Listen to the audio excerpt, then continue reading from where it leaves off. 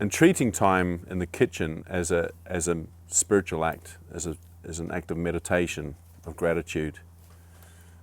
becomes a very important part of how we show up in the world, of how we navigate life, and supports us in doing what we, not just doing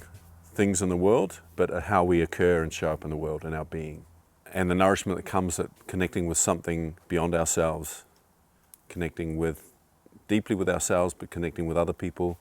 coming together with other people to cooking for other people, and really engaging with cooking as a way to connect with a greater sense of community and connection overall, which again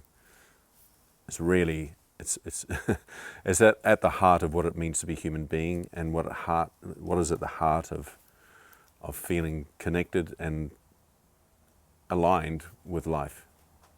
which to me is at the heart of spirituality.